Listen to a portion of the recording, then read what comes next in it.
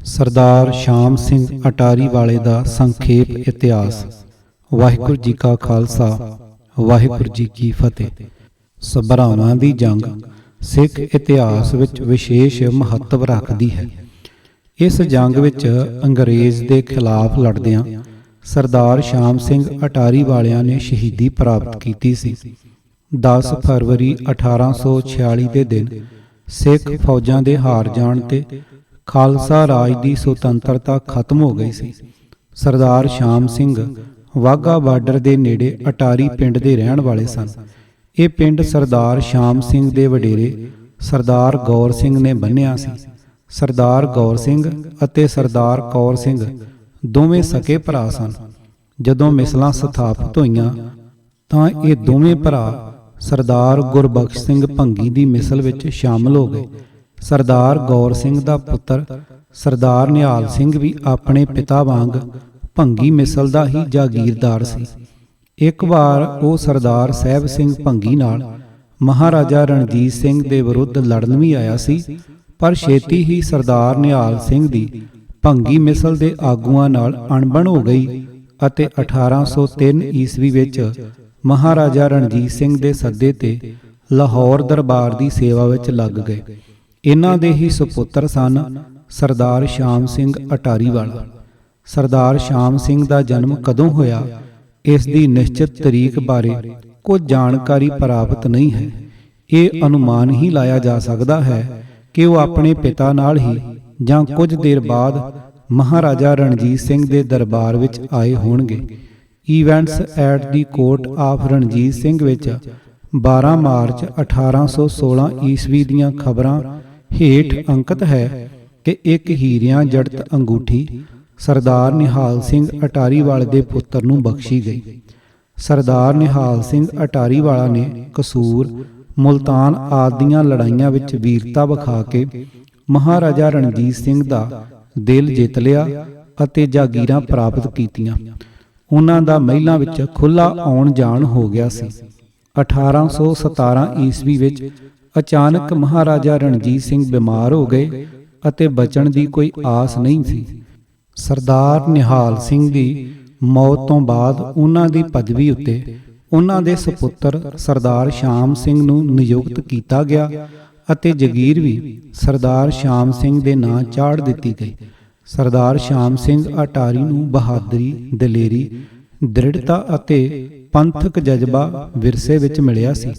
ਉਹਨਾਂ ਦੇ ਦਾਦਾ ਜੀ ਸਰਦਾਰ ਗੌਰ ਸਿੰਘ ਅਤੇ ਸਰਦਾਰ ਕੌਰ ਸਿੰਘ ਨੇ 1735 ਵਿੱਚ ਸ੍ਰੀ ਅੰਮ੍ਰਿਤਸਰ ਜਾ ਕੇ ਉਦੋਂ ਅੰਮ੍ਰਿਤਪਾਨ ਕੀਤਾ ਸੀ ਜਦੋਂ ਸਿੰਘਾਂ ਦੇ ਸਿਰਾਂ ਦੇ ਮੁੱਲ ਪਾਏ ਜਾ ਰਹੇ ਸਨ ਅਤੇ ਮੀਰ ਮਨੂੰ ਅਤੇ ਜ਼ਕਰੀਆ ਖਾਨ ਵਰਗੇ ਜ਼ਾਲਮ ਸੂਬੇਦਾਰ ਸਿੱਖਾਂ ਦਾ ਖੁਰਾ ਖੋਜ ਮਿਟਾਉਣ ਲਈ ਪੂਰੀ ਸ਼ਕਤੀ ਲਗਾ ਰਹੇ ਸਨ।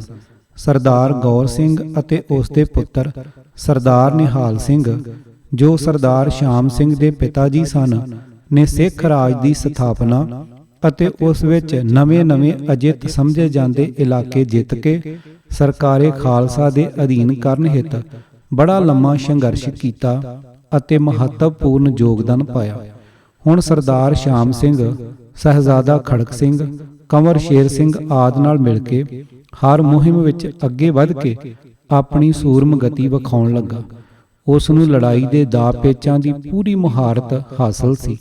1818 ਈਸਵੀ ਵਿੱਚ ਉਸ ਨੇ ਮੁਲਤਾਨ ਦੀ ਜੰਗ ਵਿੱਚ ਅਗਰਸਰ ਹੋ ਕੇ ਹਿੱਸਾ ਲਿਆ ਅਤੇ ਸੂਰਮਗਤੀ ਦੇ ਅਦੁੱਤੀ ਜੌਹਰ ਵਿਖਾਏ। ਇਸ ਲੜਾਈ ਵਿੱਚ ਉਸ ਦੇ ਮੋਢੇ ਉੱਤੇ ਕਾਰੀ ਜ਼ਖਮ ਆਇਆ ਸੀ। ਇਸ ਤੋਂ ਪਿੱਛੋਂ ਵੀ ਉਸ ਨੇ ਪਸ਼ਾਵਰ ਅਤੇ ਕਸ਼ਮੀਰ ਦੀਆਂ ਮੁਹਿੰਮਾਂ ਵਿੱਚ ਮਿਸਾਲੀ ਬਹਾਦਰੀ ਵਿਖਾਈ। 1831 ਈਸਵੀ ਵਿੱਚ ਉਹਨਾਂ ਨੇ ਸਹਿਜ਼ਾਦਾ ਸ਼ੇਰ ਸਿੰਘ ਨਾਲ ਸੱਯਦ ਅਹਿਮਦ ਬਰੇਲਵੀ ਵੱਲੋਂ ਇਕੱਠੇ ਕੀਤੇ ਜਹਾਦੀਆਂ ਨੂੰ ਹਰਾ ਕੇ ਭੇਜ ਦਿੱਤਾ। ਇਸ ਜੰਗ ਵਿੱਚ ਸੱਯਦ ਅਹਿਮਦ ਮਾਰਿਆ ਗਿਆ ਸੀ। ਇਸ ਤੋਂ ਬਾਅਦ ਉਹ ਸੰਗੜ ਤੇ ਬੰਨੂ ਆਦਿ ਮੁਹਿੰਮਾਂ ਤੇ ਗਏ ਅਤੇ ਇਹਨਾਂ ਇਲਾਕਿਆਂ ਨੂੰ ਸਿੱਖ ਰਾਜ ਵਿੱਚ ਮਿਲਾਇਆ। 1834 ਈਸਵੀ ਵਿੱਚ ਸਿੱਖ ਫੌਜਾਂ ਨੇ ਪੇਸ਼ਾਵਰ ਉੱਤੇ ਪੱਕੀ ਤਰ੍ਹਾਂ ਕਬਜ਼ਾ ਕਰ ਲਿਆ। ਇਸ ਮੁਹਿੰਮ ਵਿੱਚ ਕੰਵਰ ਨਿਹਾਲ ਸਿੰਘ ਨਾਲ ਸਰਦਾਰ ਹਰੀ ਸਿੰਘ ਨਲੂਆ ਅਤੇ ਸਰਦਾਰ ਸ਼ਾਮ ਸਿੰਘ ਅਟਾਰੀ ਵੀ ਸਨ। ਇਸ ਤਰ੍ਹਾਂ ਸਰਦਾਰ ਸ਼ਾਮ ਸਿੰਘ ਅਟਾਰੀ 1817 ਈਸਵੀ ਤੋਂ ਲੈ ਕੇ 1834 ਈਸਵੀ ਤੱਕ ਜੰਗਾਂ ਯੁੱਧਾਂ ਵਿੱਚ ਸਾਹਿਬਜ਼ਾਦਿਆਂ ਦੇ ਨਾਲ ਮੋਢਾ ਜੋੜ ਕੇ ਦੁਸ਼ਮਣ ਵਿਰੁੱਧ ਲੜਦੇ ਰਹੇ ਅਤੇ ਸਿੱਖ ਫੌਜਾਂ ਨੂੰ ਯੋਗ ਅਗਵਾਈ ਦਿੰਦੇ ਰਹੇ। 1831 ਈਸਵੀ ਵਿੱਚ ਸੱਜਦ ਅਹਿਮਦ ਬਰੇਲਵੀ ਵਿਰੁੱਧ ਦਰਿਆ ਅਟਕ ਦੇ ਲਾਗੇ ਹੋਏ ਯੁੱਧ ਵਿੱਚ ਸਰਦਾਰ ਸ਼ਾਮ ਸਿੰਘ ਅਟਾਰੀ ਨੇ ਐਸੇ ਜੌਹਰ ਵਿਖਾਏ ਕਿ ਪਠਾਨ ਇਹ ਕਹਿਣ ਲੱਗ ਪਏ ਸਨ, ਖੁਦਾ ਹਮ ਖਾਲਸਾ ਸੁਦਾ, ਭਾਵ ਸਾਡੇ ਲਈ ਤਾਂ ਖਾਲਸਾ ਹੀ ਖੁਦਾ ਦੇ ਤੁਲ ਹੈ। ਇਹ ਉਹੀ ਪਠਾਨ ਕੌਮ ਸੀ ਜਿਸ ਨੂੰ ਸ਼ਕਤੀਸ਼ਾਲੀ ਅੰਗਰੇਜ਼ ਵੀ ਫਤਿਹ ਨਹੀਂ ਸੀ ਕਰ ਸਕਿਆ। ਸਰਦਾਰ ਸ਼ਾਮ ਸਿੰਘ ਅਟਾਰੀ ਨੇ ਖਾਲਸਾ ਰਾਜ ਦੀ ਵਿਸ਼ਾਲਤਾ ਲਈ ਲੜੀਆਂ ਗਈਆਂ ਤਕਰੀਬਨ ਸਾਰੀਆਂ ਹੀ ਲੜਾਈਆਂ ਵਿੱਚ ਅਗਰਸਰ ਹੋ ਕੇ ਮਹੱਤਵਪੂਰਨ ਯੋਗਦਾਨ ਪਾਇਆ। ਇਨ੍ਹਾਂ ਲੜਾਈਆਂ ਵਿੱਚੋਂ ਮੁਲਤਾਨ, ਕਸ਼ਮੀਰ, ਅਟਕ, ਬੰਨੂ, ਕੋਹਾਟ, ਜਮਰੌਂਦ ਅਤੇ ਪਿਸ਼ਾਵਰ ਨੂੰ 1818 ਈਸਵੀ, 1822 ਈਸਵੀ ਅਤੇ 1834 ਈਸਵੀ ਮੁਕੰਮਲ ਕਬਜ਼ਾ ਦੀਆਂ ਲੜਾਈਆਂ ਮਹੱਤਵਪੂਰਨ ਸਨ। ਸਰਦਾਰ ਸ਼ਾਮ ਸਿੰਘ ਵੱਲੋਂ ਸਾਰੇ ਜੰਗਾਂ ਯੁੱਧਾਂ ਵਿੱਚ ਵਿਖਾਈ ਜਾਂਬਾਜ਼ੀ, ਬਹਾਦਰੀ, ਨਿਪੁੰਨ ਯੁੱਧ ਨੀਤੀ ਸਦਕਾ ਉਹ ਖਾਲਸਾ ਫੌਜਾਂ ਵਿੱਚ ਬਹੁਤ ਸਤਿਕਾਰਿਆ ਜਾਣ ਲੱਗਾ। ਇਸ ਲੰਮੇ ਅਤੇ ਖਤਰਿਆਂ ਭਰੇ ਜੀਵਨ ਅਤੇ ਵਫਾਦਾਰੀ ਕਾਰਨ ਸਰਦਾਰ ਸ਼ਾਮ ਸਿੰਘ ਅਟਾਰੀ ਮਹਾਰਾਜਾ ਰਣਜੀਤ ਸਿੰਘ ਅਤੇ ਉਹਨਾਂ ਦੇ ਪਰਿਵਾਰ ਦੇ ਬਹੁਤ ਨੇੜੇ ਹੋ ਗਿਆ ਸੀ। ਲਾਹੌਰ ਦਰਬਾਰ ਵਿੱਚ ਵੀ ਉਸ ਦਾ ਸਤਿਕਾਰ ਬਹੁਤ ਵੱਧ ਗਿਆ ਸੀ। ਇਸੇ ਨੇੜਤਾ ਅਤੇ ਵਿਸ਼ਵਾਸ ਦਾ ਨਤੀਜਾ ਸੀ ਕਿ ਮਹਾਰਾਜਾ ਰਣਜੀਤ ਸਿੰਘ ਨੇ ਆਪਣੇ ਪੋਤਰੇ ਕੰਵਰ ਨੌ ਨਿਹਾਲ ਸਿੰਘ ਦੀ ਸ਼ਾਦੀ ਸਰਦਾਰ ਸ਼ਾਮ ਸਿੰਘ ਅਟਾਰੀ ਵਾਲੇ ਦੀ ਲੜਕੀ ਬੀਬੀ ਨਾਨਕੀ ਜੀ ਨਾਲ ਨਿਯਤ ਕੀਤੀ। ਇਸ ਤਰ੍ਹਾਂ ਉਹ ਲਾਹੌਰ ਦਰਬਾਰ ਦਾ ਇੱਕ ਜਰਨੈਲ ਨਾ ਰਹਿ ਕੇ ਸ਼ਾਹੀ ਪਰਿਵਾਰ ਦਾ ਰਿਸ਼ਤੇਦਾਰ ਬਣ ਗਿਆ। ਮੰਗਣੀ ਦੀ ਰਸਮ 1835 ਈਸਵੀ ਵਿੱਚ ਕੀਤੀ ਗਈ। 1837 ਈਸਵੀ ਵਿੱਚ ਵਿਆਹ ਰਚਾਇਆ ਗਿਆ। ਇਹ ਵਿਆਹ ਬੜੀ ਧੂਮ-ਧਾਮ ਨਾਲ ਕੀਤਾ ਗਿਆ। ਇਸ ਲਈ ਮਹਾਰਾਜਾ ਸਾਹਿਬ ਵੱਲੋਂ ਲਗਭਗ 5 ਲੱਖ ਸੱਦਾ ਪੱਤਰ ਭੇਜੇ ਗਏ। ਇਸ ਵਿੱਚ ਸਿੱਖ ਰਿਆਸਤਾਂ ਦੇ ਰਾਜੇ, ਪਹਾੜੀ ਰਾਜੇ, ਪੰਜਾਬ ਦੇ ਸਾਰੇ ਜਗੀਰਦਾਰ, ਈਸਟ ਇੰਡੀਆ ਕੰਪਨੀ ਵੱਲੋਂ ਕਮਾਂਡਰ ਇਨ ਚੀਫ ਸਰ ਹੈਨਰੀ ਫੇਨ ਸ਼ਾਮਲ ਹੋਏ। ਵਿਆਹ ਤੋਂ 2 ਦਿਨ ਪਹਿਲਾਂ ਮਹਾਰਾਜਾ ਰਣਜੀਤ ਸਿੰਘ ਰਾਮਬਾਗ ਸ੍ਰੀ ਅੰਮ੍ਰਿਤਸਰ ਵਿਖੇ ਚਲੇ ਗਏ। 6 ਮਾਰਚ ਨੂੰ ਨਿਉਂਦਰੇ ਦੀ ਰਸਮ ਹੋਈ। ਸਭ ਤੋਂ ਪਹਿਲਾਂ ਦਰਬਾਰ ਸਾਹਿਬ ਦੇ ਗ੍ਰੰਥੀਆਂ ਨੇ 125 ਰੁਪਏ ਤੇ ਬਲੋ ਪਾਇਆ। ਸਰ ਹੈਨਰੀ ਫੇਨ ਨੇ 15,000 ਤੇ ਬਲੋ ਭੇਟਾ ਕੀਤੇ। 7 ਮਾਰਚ ਨੂੰ ਫੌਜਾਂ ਦੀਆਂ ਟੁਕੜੀਆਂ ਨੂੰ ਅਟਾਰੀ ਵੱਲ ਕੂਚ ਕਰਨ ਦਾ ਹੁਕਮ ਦਿੱਤਾ ਗਿਆ। ਸਿਹਰੇ ਦੀ ਰਸਮ ਸ੍ਰੀ ਦਰਬਾਰ ਸਾਹਿਬ ਵਿਖੇ ਕੀਤੀ ਗਈ। ਇਸ ਰਾਤ ਪਿੰਡ ਬੋਪਾ ਰਾਏ ਉਤਾਰਾ ਕੀਤਾ ਗਿਆ। 8 ਮਾਰਚ ਨੂੰ ਬਰਾਤ ਹਾਥੀਆਂ ਉੱਤੇ ਅਟਾਰੀ ਪਿੰਡ ਵੱਲ ਚੱਲੀ। ਮਹਾਰਾਜਾ ਰਣਜੀਤ ਸਿੰਘ ਨੇ ਹੀਰੇ ਜਵਾਹਰਾਤ ਪਹਿਨੇ ਹੋਏ ਸਨ ਅਤੇ ਡੌਲੇ ਉੱਤੇ ਕੋਹਿਨੂਰ ਹੀਰਾ ਚਮਕ ਰਿਹਾ ਸੀ। ਸਾਰੇ ਰਸਤੇ ਮਹਾਰਾਜਾ ਸਾਹਿਬ ਖੈਰਾਤ ਲੈਣ ਵਾਲਿਆਂ ਨੂੰ ਸੋਟ ਕਰਦੇ ਗਏ। ਸਰਦਾਰ ਸ਼ਾਮ ਸਿੰਘ ਨੇ ਅਟਾਰੀ ਪਹੁੰਚਣ ਤੇ ਬਰਾਤ ਦਾ ਸ਼ਾਨਦਾਰ ਸਵਾਗਤ ਕੀਤਾ। ਪਹਿਲਾਂ ਮਿਲਣੀ ਹੋਈ, ਫਿਰ ਮਹਾਰਾਜਾ ਰਣਜੀਤ ਸਿੰਘ ਦਾ ਉਤਾਰਾ 12 ਦਰੀ ਵਿੱਚ ਕਰਵਾਇਆ ਗਿਆ। 12 ਦਰੀ ਤੋਂ ਅਟਾਰੀ ਤੱਕ ਦੀਪਮਾਲਾ ਕੀਤੀ ਗਈ। ਮਹਾਰਾਜਾ ਸਾਹਿਬ ਜੰਝ ਦੇ ਅੱਗੇ ਲੱਗ ਕੇ ਆਨੰਦ ਕਾਰਜਾਂ ਲਈ ਗਏ। ਵਾਪਸ ਆ ਕੇ 12 ਦਰੀ ਵਿੱਚ ਇੱਕ ਜਸ਼ਨ ਮਨਾਇਆ ਗਿਆ। 9 ਮਾਰਚ ਦੇ ਦਿਨ ਫੌਜਾਂ ਦੀ ਟੁਕੜੀ ਅਤੇ ਸਰਦਾਰ ਅਟਾਰੀ ਹੀ ਰਹੇ। ਲੋਡੇ ਵੇਲੇ ਖੱਟ ਦਾਜ ਦਾ ਵਿਹਾਰ ਦੇਖਣ ਲਈ ਮਹਾਰਾਜਾ ਸਾਹਿਬ ਖੁਦ ਗਏ। ਖੱਟ ਵਿੱਚ ਇਹ ਸਮਾਨ ਰੱਖਿਆ ਗਿਆ ਸੀ: 11 ਜੋੜੇ ਤਿਉਰ ਤੇ ਬਿਓਰ, 4 ਸੋਨੇ ਜੜੇ ਕੱਪੜੇ ਤੇ ਜੋੜੇ, 101 ਊਠ, 101 ਘੋੜੇ, 101 ਗਾਈਆਂ, 101 ਮੱਝਾਂ, 101 ਬੱਕਰੀਆਂ, 6 ਹਾਥੀ ਅਤੇ ਹੋਰ ਸੋਨੇ ਦੇ ਗਹਿਣੇ ਅਤੇ ਭਾਂਡੇ ਆ। ਡੋਲੀ ਦੀ ਰਵਾਨਗੀ 10 ਮਾਰਚ ਨੂੰ ਹੋਈ। ਮਹਾਰਾਜਾ ਰਣਜੀਤ ਸਿੰਘ ਨੇ ਸ੍ਰੀ ਅੰਮ੍ਰਿਤਸਰ ਪਹੁੰਚ ਕੇ ਅਕਾਲ ਪੁਰਖ ਦਾ ਸ਼ੁਕਰਾਨਾ ਕੀਤਾ। ਅੰਗਰੇਜ਼ ਪ੍ਰਾਹੁਣਿਆਂ ਦੀ ਵਾਪਸੀ ਦੇ ਮੌਕੇ ਇੱਕ ਹੋਰ ਸਮਾਗਮ ਸਰਦਾਰ ਸ਼ਾਮ ਸਿੰਘ ਵੱਲੋਂ ਕਸੂਰ ਵਿਖੇ ਕਰਵਾਇਆ ਗਿਆ। ਇਸ ਵਿਆਹ ਨਾਲ ਸਰਦਾਰ ਸ਼ਾਮ ਸਿੰਘ ਨੂੰ ਦੇਸ਼ਾਂ ਵਿਦੇਸ਼ਾਂ ਵਿੱਚ ਵੀ ਪ੍ਰਸਿੱਧੀ ਹਾਸਲ ਹੋਈ। ਵਿਆਹ ਤੋਂ ਬਾਅਦ ਅਗਲੇ ਮਹੀਨੇ ਹੀ ਅਫਗਾਨਾਂ ਨੇ ਜਮਰੌਦ ਉੱਤੇ ਹਮਲਾ ਕਰ ਦਿੱਤਾ। ਸਰਦਾਰ ਹਰੀ ਸਿੰਘ ਨਲੂਏ ਨੇ ਭਾਵੇਂ ਅਫਗਾਨਾਂ ਨੂੰ ਭਜਾ ਦਿੱਤਾ ਸੀ, ਪਰ ਉਹ ਆਪ ਇੱਕ ਅਫਗਾਨ ਦੀ ਗੋਲੀ ਦਾ ਸ਼ਿਕਾਰ ਹੋ ਕੇ ਸ਼ਹੀਦ ਹੋ ਗਏ। ਸਰਦਾਰ ਹਰੀ ਸਿੰਘ ਦੀ ਮੌਤ ਦੀ ਖਬਰ ਸੁਣਦਿਆਂ ਹੀ ਮਹਾਰਾਜਾ ਰਣਜੀਤ ਸਿੰਘ ਨੇ ਸਰਦਾਰ ਤੇਜਾ ਸਿੰਘ ਅਤੇ ਸਰਦਾਰ ਸ਼ਾਮ ਸਿੰਘ ਅਟਾਰੀਵਾਲਾ ਨੂੰ ਪੇਸ਼ਾਵਰ ਵੱਲ ਨੂੰ ਕੂਚ ਕਰਨ ਦਾ ਹੁਕਮ ਦਿੱਤਾ। ਕੰਵਰ ਨੌ ਨਿਹਾਲ ਸਿੰਘ ਅਤੇ ਮਹਾਰਾਜਾ ਰਣਜੀਤ ਸਿੰਘ ਨੇ ਵੀ ਪੇਸ਼ਾਵਰ ਨੂੰ ਚਾਲੇ ਪਾਏ। ਸਿੱਖ ਫੌਜਾਂ ਦੇ ਪਹੁੰਚਦਿਆਂ ਹੀ ਅਫਗਾਨੀ ਨੱਸ ਉੱਠੇ। 1838 ਈਸਵੀ ਵਿੱਚ ਅੰਗਰੇਜ਼ਾਂ ਨੇ ਸ਼ਾਹ ਸੁਜਾ ਨੂੰ ਕਾਬਲ ਦੇ ਤਖਤ ਉੱਤੇ ਬਿਠਾਉਣ ਲਈ ਸਹਾਇਤਾ ਕੀਤੀ। ਇਸ ਮੌਕੇ ਮਹਾਰਾਜਾ ਰਣਜੀਤ ਸਿੰਘ ਨੇ ਵੀ ਕੰਵਰ ਨੌ ਨਿਹਾਲ ਸਿੰਘ ਅਤੇ ਸਰਦਾਰ ਸ਼ਾਮ ਸਿੰਘ ਅਟਾਰੀਵਾਲੇ ਨੂੰ ਸਿੱਖ ਫੌਜ ਦੇ ਕੇ ਨਾਲ ਭੇਜਿਆ।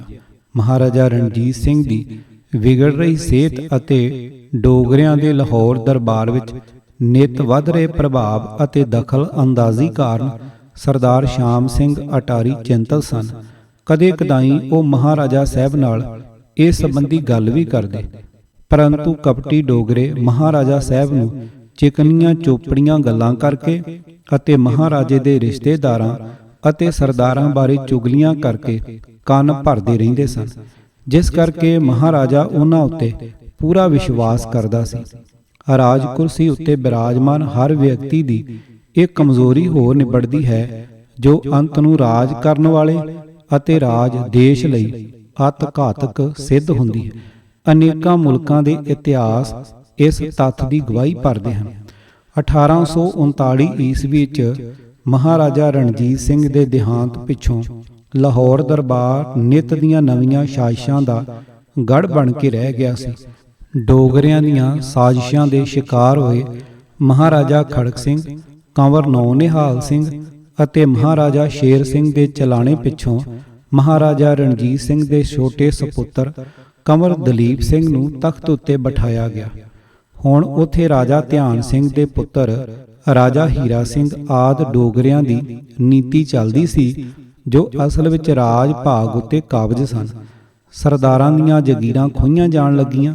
ਡੋਗਰਿਆਂ ਦੀਆਂ ਗਲਤ ਅਤੇ ਸਿੱਖ ਵਿਰੋਧੀ ਨੀਤੀਆਂ ਅਤੇ ਸਵਾਰਥੀ ਪਹੁੰਚ ਕਾਰਨ ਸਰਦਾਰ ਸ਼ਾਮ ਸਿੰਘ ਅਟਾਰੀ ਦੇ ਡੋਗਰਿਆਂ ਨਾਲ ਮਤਭੇਦ ਡੂੰਘੇ ਹੋ ਗਏ। ਹੁਣ ਅੱਗ ਨੂੰ ਆਈ ਹੀ ਘਰ ਵਾਲੀ ਬਣ ਬੈਠੀ ਸੀ। ਇਸ ਤੋਂ ਨਾਰਾਜ਼ ਹੋ ਕੇ ਸਰਦਾਰ ਸ਼ਾਮ ਸਿੰਘ ਅਟਾਰੀਵਾਲਾ ਛੁੱਟੀ ਲੈ ਕੇ ਕੁਝ ਦਿਨਾਂ ਲਈ ਆਪਣੀ ਜਗੀਰ ਤੇ ਚਲਾ ਗਿਆ। ਇਸ ਤੋਂ ਛੇਤੀ ਹੀ ਪਿੱਛੋਂ ਮਹਾਰਾਣੀ ਜਿੰਦਾਂ ਦੀ ਡੋਗਰਿਆਂ ਨਾਲ ਵਿਗੜ ਗਈ। ਇਸ ਲਈ ਸਰਦਾਰ ਸ਼ਾਮ ਸਿੰਘ ਨੂੰ ਵਾਪਸ ਬੁਲਾਇਆ ਗਿਆ। ਇਸ ਵੇਲੇ ਮਹਾਰਾਜਾ ਦਲੀਪ ਸਿੰਘ ਤਖਤ ਦਾ ਮਾਲਕ ਸੀ ਅਤੇ ਰਾਜਾ ਹੀਰਾ ਸਿੰਘ ਉਸ ਦਾ ਵਜ਼ੀਰ। ਮਹਾਰਾਣੀ ਜਿੰਦਾਂ ਰਾਜਾ ਹੀਰਾ ਸਿੰਘ ਦੇ ਹੱਥੋਂ ਤੰਗ ਆ ਗਈ ਸੀ। ਉਸ ਨੇ ਰਾਜਾ ਹੀਰਾ ਸਿੰਘ ਦੇ ਖਿਲਾਫ ਸਿੱਖ ਫੌਜਾਂ ਦੀ ਮਦਦ ਮੰਗੀ। ਸਿੱਖ ਫੌਜਾਂ ਨੇ ਮਹਾਰਾਜਾ ਦਲੀਪ ਸਿੰਘ ਨੂੰ ਪੰਜਾਬ ਦਾ ਬਾਦਸ਼ਾਹ ਮੰਨਿਆ ਅਤੇ ਮਹਾਰਾਣੀ ਜਿੰਦਾਂ ਦਾ ਸਾਥ ਦਿੱਤਾ। ਇਹ ਵੇਖ ਕੇ ਰਾਜਾ ਹੀਰਾ ਸਿੰਘ ਅਤੇ ਸਾਜ਼ਿਸ਼ੀ ਪੰਡਤ ਜੱਲਾ ਸ਼ਾਦਰੇ ਵੱਲ ਨੂੰ ਭੱਜ ਨਿਕਲੇ, ਜਿੱਥੇ ਉਹ ਲਾਹੌਰ ਦਰਬਾਰ ਦੇ ਖਿਲਾਫ ਫੌਜ ਇਕੱਠੀ ਕਰ ਰਹੇ ਸਨ। ਸਰਦਾਰ ਸ਼ਾਮ ਸਿੰਘ ਅਟਾਰੀਵਾਲਾ ਨੇ ਉਹਨਾਂ ਦਾ ਪਿੱਛਾ ਕੀਤਾ ਅਤੇ ਉਹ ਰਸਤੇ ਵਿੱਚ ਮਾਰ ਦਿੱਤੇ ਗਏ। ਸਰਦਾਰ ਹੀਰਾ ਸਿੰਘ ਤੋਂ ਬਾਅਦ ਸਰਦਾਰ ਜਵਾਹਰ ਸਿੰਘ ਵਜ਼ੀਰ ਬਣਿਆ ਅਤੇ ਮਿਸਰ ਲਾਲ ਸਿੰਘ ਸਲਾਹਕਾਰ ਨਿਯੁਕਤ ਕੀਤਾ ਗਿਆ। ਆਪਣੇ ਆਪ ਨੂੰ ਇਨਸਾਫ ਪਸੰਦ ਅਤੇ ਸਬਕ ਹੋਣ ਦਾ ਦਾਅਵਾ ਕਰਨ ਵਾਲੇ ਅੰਗਰੇਜ਼ ਦੇ ਚਿੱਟੇ ਸਰੀਰ ਵਿੱਚ ਪਿਆ ਕਾਲਾ ਦਿਲ ਪ੍ਰਗਟ ਹੋ ਗਿਆ। ਅੰਗਰੇਜ਼ ਮੁੱਢੋਂ ਹੀ ਮਨ ਦਾ ਕਾਲਾ ਸੀ ਅਤੇ ਸ਼ਾਤਰ ਸੀ। ਫਿਰੰਗੀ ਮਹਾਰਾਜੇ ਦੇ ਚਲਾਣੇ ਤੋਂ ਬਾਅਦ ਲਗਾਤਾਰ ਪੰਜਾਬ ਉੱਤੇ ਕਬਜ਼ਾ ਕਰਨ ਦੀਆਂ ਵਿਉਂਤਾਂ ਬਣਾ ਰਹੇ ਸਨ। ਬਾਕੀ ਦਾ ਸਾਰਾ ਭਾਰਤ ਅੰਗਰੇਜ਼ ਨੇ ਬਹੁਤ ਦੇਰ ਪਹਿਲਾਂ ਹੀ ਆਪਣਾ ਗੁਲਾਮ ਬਣਾ ਲਿਆ ਸੀ। ਅੰਗਰੇਜ਼ ਨੇ ਸਿੱਖ ਫੌਜ ਦੇ ਕਮਾਂਡਰ ਇਨ ਚੀਫ ਮਿਸਰ ਤੇਜ ਸਿੰਘ ਅਤੇ ਸਲਾਹਕਾਰ ਮਿਸਰ ਲਾਲ ਸਿੰਘ ਦੋਨਾਂ ਪੂਰਬੀਆਂ ਅਤੇ ਜੰਮੂ ਦੇ ਡੋਗਰੇ ਰਾਜਾ ਗੁਲਾਬ ਸਿੰਘ ਨੂੰ ਆਪਣੇ ਨਾਲ ਗੰਢ ਲਿਆ। ਅੰਗਰੇਜ਼ਾਂ ਨਾਲ ਮਿਲੀ ਭੁਗਤ ਦੇ ਨਤੀਜੇ ਵਜੋਂ ਮਿਸਰ ਤੇਜ ਸਿੰਘ ਅਤੇ ਮਿਸਰ ਲਾਲ ਸਿੰਘ ਨੇ 15-16 ਦਸੰਬਰ 1845 ਨੂੰ ਜ਼ਮੀਨੀ ਸਥਿਤੀ ਦੇ ਉਲਟ ਮੰਦ ਭਾਵਨਾ ਨਾਲ ਖਾਲਸਾ ਫੌਜਾਂ ਤੋਂ ਬਿਨਾਂ ਕਿਸੇ ਵਿਉਂਤਬੰਦੀ ਦੇ ਸਤਲੁਜ ਪਾਰ ਕਰਕੇ ਮੁਦਕੀ ਤੇ ਹਮਲਾ ਕਰਵਾ ਦਿੱਤਾ। ਉਹਨਾਂ ਨੇ ਸਿੱਖ ਫੌਜ ਨੂੰ 2 ਹਿੱਸਿਆਂ ਵਿੱਚ ਵੰਡ ਕੇ ਇਸ ਦੀ ਹਾਰ ਕਰਵਾ ਦਿੱਤੀ। ਇਸ ਤੋਂ ਪਿੱਛੋਂ 22 ਦਸੰਬਰ ਨੂੰ ਫੇਰੂ ਸ਼ਹਿਰ ਦੇ ਮੈਦਾਨ ਵਿੱਚ ਖਾਲਸਾ ਫੌਜ ਨੇ ਗੋਰਿਆਂ ਦੇ ਛੱਕੇ ਛੁਡਵਾ ਦਿੱਤੇ, ਪਰ ਤੇਜ ਸਿੰਘ ਅਤੇ ਲਾਲ ਸਿੰਘ ਦੀ ਬੇਈਮਾਨੀ ਅਤੇ ਗਦਾਰੀ ਕਾਰਨ ਇਸ ਜਿੱਤ ਦਾ ਫਾਇਦਾ ਨਾ ਉਠਾਇਆ ਗਿਆ। ਇਸ ਤੋਂ ਬਾਅਦ 6 ਜਨਵਰੀ 1846 ਈਸਵੀ ਨੂੰ ਬੱਦੋਵਾਲ ਅਤੇ 28 ਜਨਵਰੀ ਨੂੰ ਅਲੀਵਾਲ ਵਿਖੇ ਸਿੱਖ ਫੌਜਾਂ ਨੂੰ ਯੋਗ ਅਗਵਾਈ ਅਤੇ ਲੋੜੀਂਦਾ ਗੋਲਾ ਬਰੂਦ ਨਾ ਮਿਲਣ ਕਰਕੇ ਹਾਰ ਦਾ ਮੂੰਹ ਵੇਖਣਾ ਪਿਆ। ਸਰਦਾਰ ਸ਼ਾਮ ਸਿੰਘ ਅਟਾਰੀ ਇਹਨਾਂ ਲੜਾਈਆਂ ਵਿੱਚ ਮੌਜੂਦ ਨਹੀਂ ਸੀ। ਫੇਰੂ ਸ਼ਹਿਰ ਦੀ ਜੰਗ ਪਿੱਛੋਂ ਮਹਾਰਾਣੀ ਜਿੰਦਾ ਨੇ ਸਰਦਾਰ ਸ਼ਾਮ ਸਿੰਘ ਨੂੰ ਲਾਹੌਰ ਆਉਣ ਲਈ ਸੁਨੇਹਾ ਦੇਣ ਲਈ 10 ਘੋੜਸਵਾਰ ਭੇਜੇ। ਮਹਾਰਾਣੀ ਜਿੰਦ ਕੌਰ ਵੱਲੋਂ ਸਰਦਾਰ ਸ਼ਾਮ ਸਿੰਘ ਅਟਾਰੀ ਨੂੰ ਲਿਖੀ ਚਿੱਠੀ ਵਿੱਚ ਅੰਕਿਤ ਜਜ਼ਬਾਤ ਅਤੇ ਵਾਰਤਾਲਾਪ ਨੂੰ ਪੰਥ ਦੇ ਪ੍ਰਸਿੱਧ ਕਵੀ, ਢਾਡੀ, ਸਾਹਿਤਕਾਰ ਅਤੇ ਇਤਿਹਾਸਕਾਰ ਗਿਆਨੀ ਸੋਹਣ ਸਿੰਘ ਸੀਤਲ ਵੱਲੋਂ ਇਉਂ ਬਿਆਨ ਕੀਤਾ ਗਿਆ ਹੈ। ਚਿੱਠੀ ਲਿਖੀ ਮਹਾਰਾਣੀ ਨੇ ਸ਼ਾਮ ਸਿੰਘ ਨੂੰ, ਬੈਠ ਰਿਹੂੰ ਕੀ ਚਿੱਤ ਵਿੱਚ ਧਾਰ ਸਿੰਘਾ, ਦੋਵੇਂ ਜੰਗ ਮੁਦਕੀ ਫੇਰੂ ਸ਼ਹਿਰ ਵਾਲੇ, ਸਿੰਘ ਆਏ ਅੰਗਰੇਜ਼ਾਂ ਤੋਂ ਹਾਰ ਸਿੰਘਾ, ਕਾਨੂੰ ਹਾਰ ਦੇ ਕਿਉਂ ਮਿਹਣੇ ਜੱਗ ਦਿੰਦਾ, ਜਿਉਂਦੀ ਹੁੰਦੀ ਜੇ ਅੱਜ ਸਰਕਾਰ ਸਿੰਘਾ, ਤੇਗ ਸਿੰਘਾਂ ਦੀ ਤਾਂ ਖੁੰਡੀ ਨਹੀਂ ਹੋ ਗਈ, ਐ ਪਰ ਆਪਣੇ ਹੋ ਗਏ ਗਦਾਰ ਸਿੰਘਾ, ਹੁਣ ਵੀ ਚਮਕੀ ਨਾ ਜੇ ਸਿੰਘਾ ਤੇਗ ਤੇਰੇ, ਤਾਂ ਫਿਰ ਨਿਸ਼ਾਨ ਸਭ ਮਟਾਏ ਜਾਸਨ, ਤੇਰੇ ਲਾਡਲੇ ਕੌਰ ਦੀ ਹਿੱਕ ਉੱਤੇ ਕੱਲ ਨੂੰ ਗੈਰਾਂ ਦੇ ਝੰਡੇ ਝੁਲਾਏ ਜਾਸਨ, ਪੁੱਟ ਸ਼ੇਰੇ ਪੰਜਾਬ ਦੀ ਮੜੀ ਤਾਈਂ ਉਹਦੇ ਪੈਰਾਂ ਵਿੱਚ ਫੁੱਲ ਰੁਲਾਏ ਜਾਸਨ, ਬਦਲੀ ਜਿਨ੍ਹਾਂ ਤਕਦੀਰ ਪੰਜਾਬ ਦੀ ਸੀ ਉਹਦੀ ਆਤਮਾ ਨੂੰ ਤੀਰ ਲਾਏ ਜਾਸਨ, ਅਜੇ ਸਮਾਂ ਹੈ ਵਕਤ ਸੰਭਾਲ ਸਿੰਘਾ, ਰੁੜੀ ਜਾਂਦੀ ਪੰਜਾਬ ਦੀ ਸ਼ਾਨ ਰੱਖ ਲੈ, ਲਹਿੰਦੀ ਦਿਸੇ ਰਣਜੀਤ ਦੀ ਪੱਗ ਮੈਨੂੰ, ਮੋਏ ਮਿੱਤਰ ਦੀ ਜੋਧਿਆ ਆਨ ਰੱਖ ਲੈ। ਸਰਦਾਰ ਸ਼ਾਮ ਸਿੰਘ ਸੁਨੇਹਾ ਮਿਲਦੇ ਸਾਰ ਲਾਹੌਰ ਪਹੁੰਚੇ। ਸਰਦਾਰ ਸ਼ਾਮ ਸਿੰਘ ਨੇ ਜਦੋਂ ਸਾਰੀ ਸਥਿਤੀ ਦੀ ਛਾਣਬੀਣ ਕੀਤੀ ਤਾਂ ਸਿੱਖ ਫੌਜ ਦੀ ਕਮਾਨ ਸੰਭਾਲਣ ਤੋਂ ਉਹਨਾਂ ਦਾ ਮਨ ਹਿਚਕਚਾਇਆ, ਕਿਉਂਕਿ ਫੌਜ ਵਿੱਚ ਡੋਗਰਿਆਂ ਅਤੇ ਪੂਰਬੀਆਂ ਵੱਲੋਂ ਪੈਦਾ ਕੀਤੀ ਗਈ ਫੁੱਟ ਇਹਨਾਂ ਗਦਾਰਾਂ ਦੀ ਅੰਗਰੇਜ਼ ਨਾਲ ਸਾਜ਼ਬਾਜ਼ ਅਤੇ ਲਾਹੌਰ ਦਰਬਾਰ ਦੇ ਰਾਜ ਪ੍ਰਬੰਧ ਉੱਤੇ ਮੁਕੰਮਲ ਕਬਜ਼ਾ ਆਦਿ ਕਾਰਨਾਂ ਦੇ ਮੱਦੇਨਜ਼ਰ ਉਹ ਸਮਝ ਗਏ ਸਨ ਕਿ ਕਿਹੋ ਜਿਹੇ ਹਾਲਾਤ ਹਨ। ਇਹਨਾਂ ਵਿੱਚ ਉਹ ਕੁਝ ਕਰ ਤਾਂ ਨਹੀਂ ਸਕਦੇ, ਬਸ ਆਪਣੀ ਕੁਰਬਾਨੀ ਹੀ ਦੇ ਸਕਦੇ ਹਨ। ਲਾਹੌਰ ਦਰਬਾਰ ਅਤੇ ਪੰਜਾਬ ਦੀ ਸੁਤੰਤਰਤਾ ਦੀ ਭਾਵਨਾ ਉਹਨਾਂ ਦੇ ਦਿਲ ਵਿੱਚ ਇੰਨੀ ਧਸੀ ਹੋਈ ਸੀ ਕਿ ਉਹਨਾਂ ਨੇ ਇੱਕ ਵਾਰ ਅੰਗਰੇਜ਼ਾਂ ਨਾਲ 2 ਹੱਥ ਕਰਕੇ ਕਿਸਮਤ ਅਜ਼ਮਾਉਣ ਦਾ ਫੈਸਲਾ ਕਰ ਲਿਆ, ਕਿਉਂਕਿ ਸਰਦਾਰ ਸ਼ਾਮ ਸਿੰਘ ਗੁਰੂ ਕਾ ਸਿੱਖ ਸਿੰਘ ਸੂਰਮਾ ਅਤੇ ਲਾਹੌਰ ਦਰਬਾਰ ਅਤੇ ਸਰਕਾਰੇ ਖਾਲਸਾ ਦਾ ਪੱਕਾ ਹਤੈਸ਼ੀ ਸੀ। ਉਸ ਨੇ ਡਗਮਗ ਛੱਡ ਕੇ ਮੈਦਾਨੇ ਜੰਗ ਵਿੱਚ ਜੂਝਣ ਦਾ ਫੈਸਲਾ ਕਰ ਲਿਆ। ਉਹਨਾਂ ਦੇ ਸਾਹਮਣੇ ਕਬੀਰ ਜੀ ਵੱਲੋਂ ਸੰਸਾਰ ਨੂੰ ਬਖਸ਼ਿਆ ਮਹਾਨ ਸਿਧਾਂਤ ਬਤੌਰ ਪਥ ਪ੍ਰਦਰਸ਼ਕ ਸੀ। ਕਬੀਰ ਸਾਹਿਬ ਜੀ ਇਉਂ ਫਰਮਾਉਂਦੇ ਹਨ, ਡਗਮਗ ਛਾੜ ਰੇ ਮਨ ਬੌਰਾ, ਅਬ ਤੋ ਜਰੇ ਮਰੇ ਸਿੱਧ ਪਾਈਐ, ਲੀਨੋ ਹਾਥ ਸਿੰਦੌਰਾ। ਗੌੜੀ ਕਬੀਰ ਜੀ ਪੰਨਾ 338। ਕਬੀਰ ਐਸੀ ਹੋਏ ਪਰੀ, ਮਨ ਕੋ ਭਾਵਤ ਕੀਨ, ਮਰਨੇ ਤੇ ਕਿਆ ਡਰਪਨਾ, ਜਬ ਹਾਥ ਸਿੰਦੌਰਾ ਲੀਨ। ਸ਼ਲੋਕ ਕਬੀਰ ਜੀ ਪੰਨਾ 1368। ਗਦਾਰ ਤੇਜਾ ਸਿੰਘ ਨੇ ਸਰਦਾਰ ਸ਼ਾਮ ਸਿੰਘ ਨੂੰ ਅੰਗਰੇਜ਼ਾਂ ਨਾਲ ਜੰਗ ਨਾ ਕਰਨ ਅਤੇ ਅੰਗਰੇਜ਼ ਦੀ ਅਧੀਨਗੀ ਕਬੂਲਣ ਦੀ ਸਲਾਹ ਦਿੱਤੀ। ਸਭਰਾਵਾਂ ਦੀ ਜੰਗ ਤੋਂ ਪਹਿਲੀ ਰਾਤ 9 ਫਰਵਰੀ ਨੂੰ ਮੁੱਖ ਸੈਨਾਪਤੀ ਤੇਜਾ ਸਿੰਘ ਨੇ ਸਰਦਾਰ ਸ਼ਾਮ ਸਿੰਘ ਨਾਲ ਫਿਰ ਮੁਲਾਕਾਤ ਕੀਤੀ। ਉਸ ਨੇ ਕਿਹਾ ਕਿ ਅੰਗਰੇਜ਼ ਨੂੰ ਜਿੱਤਣਾ ਅਸੰਭਵ ਹੈ, ਇਸ ਲਈ ਉਸ ਨੇ ਸਰਦਾਰ ਸ਼ਾਮ ਸਿੰਘ ਨੂੰ ਰਣ ਵਿੱਚੋਂ ਭੱਜ ਜਾਣ ਦੀ ਪ੍ਰੇਰਨਾ ਵੀ ਦਿੱਤੀ, ਪਰ ਉਹ ਆਪਣੇ ਇਰਾਦੇ ਤੋਂ ਪਿੱਛੇ ਨਾ ਹਟੇ। ਇਹ ਤੱਥ ਕਨਿੰਗਮ ਨੇ ਆਪਣੀ ਪੁਸਤਕ ਹਿਸਟਰੀ ਆਫ ਦਾ ਸਿੱਖਸ ਵਿੱਚ ਅੰਕਿਤ ਕੀਤੇ ਹਨ। ਸਿੰਘਾਂ ਅਤੇ ਫਿਰੰਗੀਆਂ ਦੀਆਂ ਪਹਿਲੀਆਂ 4 ਲੜਾਈਆਂ ਵਿੱਚ ਡੋਗਰਿਆਂ ਅਤੇ ਪੂਰਬੀਆਂ ਦੀਆਂ ਕਪਟੀ ਚਾਲਾਂ ਅਤੇ ਖਾਲਸਾ ਪੰਥ ਦੀ ਗਲਤ ਤਾਇਨਾਤੀ ਅਤੇ ਅਯੋਗ ਅਗਵਾਈ ਅਤੇ ਅੰਗਰੇਜ਼ ਨਾਲ ਮਿਲੀ ਭੁਗਤ ਕਾਰਨ ਬਹੁਤ ਸਾਰੇ ਸਿੰਘ ਸਿਪਾਹੀਆਂ ਨੇ ਸ਼ਹੀਦੀ ਪਾਈ ਅਤੇ ਬਹੁਤਿਆਂ ਨੂੰ ਖਾਲਸਾ ਫੌਜ ਵਿੱਚੋਂ ਆਪਣੇ ਘਰਾਂ ਨੂੰ ਜਾਣ ਲਈ ਮਜਬੂਰ ਕਰ ਦਿੱਤਾ ਗਿਆ ਸੀ। ਇਤਿਹਾਸਕਾਰਾਂ ਅਨੁਸਾਰ ਸਰਦਾਰ ਸ਼ਾਮ ਸਿੰਘ ਅਟਾਰੀ ਨੂੰ ਸਭ ਕੁਝ ਚਿੱਟੇ ਦਿਨ ਵਾਂਗ ਸਪਸ਼ਟ ਸੀ। ਪਰੰਤੂ ਉਹ ਸਿੰਘ ਸੂਰਮਾ ਅਤੇ ਮਹਾਨ ਯੋਧਾ ਸੀ। ਯੁੱਧ ਵਿੱਚੋਂ ਭੱਜਣਾ ਉਹ ਜਾਣਦਾ ਹੀ ਨਹੀਂ ਸੀ, ਪਰੰਤੂ ਮੈਦਾਨੇ ਜੰਗ ਵਿੱਚ ਜੂਝਦਿਆਂ ਆਪਣੇ ਦੇਸ਼, ਕੌਮ, ਰਾਜ, ਗੈਰਤ ਅਤੇ ਗੌਰਵ ਦੀ ਖਾਤਰ ਸ਼ਹੀਦੀ ਪਾ ਜਾਣਾ ਹੀ ਉਸ ਦਾ ਪਰਮ ਧਰਮ ਕਰਮ ਸੀ, ਜਿਸ ਨੂੰ ਨਿਭਾਉਣ ਲਈ ਉਹ ਪੂਰੀ ਤਰ੍ਹਾਂ ਤਿਆਰ ਅਤੇ ਦ੍ਰਿੜ ਸੰਕਲਪ ਸੀ। ਸਰਦਾਰ ਸ਼ਾਮ ਸਿੰਘ ਅਟਾਰੀ ਦੇ ਸਾਹਮਣੇ ਤਾਂ ਕਬੀਰ ਜੀ ਵੱਲੋਂ ਦਿੱਤਾ ਮਹਾਨ ਸਿਧਾਂਤ ਸਾਹਮਣੇ ਸੀ। ਸੂਰਾ ਸੋ ਪਹਿਚਾਨੀਐ ਜੋ ਲੜੈ ਦੀਨ ਕੇ ਹੇਤ, ਪੁਰਜਾ ਪੁਰਜਾ ਕੱਟ ਮਰੈ ਕਬੂ ਨਾ ਛਾੜੇ ਖੇਤ। ਸ਼ਲੋਕ ਕਬੀਰ ਜੀ, ਪੰਨਾ 1105। ਸੈਨਾਪਤੀ ਤੇਜਾ ਸਿੰਘ ਅਤੇ ਲਾਲ ਸਿੰਘ ਨੇ ਸਿੱਖਾਂ ਦੀ ਮੋਰਚਾਬੰਦੀ ਦਾ ਨਕਸ਼ਾ ਅੰਗਰੇਜ਼ਾਂ ਨੂੰ ਪਹੁੰਚਾ ਦਿੱਤਾ ਸੀ ਅਤੇ ਖਾਲਸਾ ਫੌਜ ਦੀ ਹਾਰ ਅਤੇ ਗੋਰਿਆਂ ਦੀ ਜਿੱਤ ਯਕੀਨੀ ਬਣਾਉਣ ਹਿੱਤ ਸਾਰੀ ਸਾਜ਼ਿਸ਼ ਤੈਅ ਕਰ ਲਈ ਗਈ।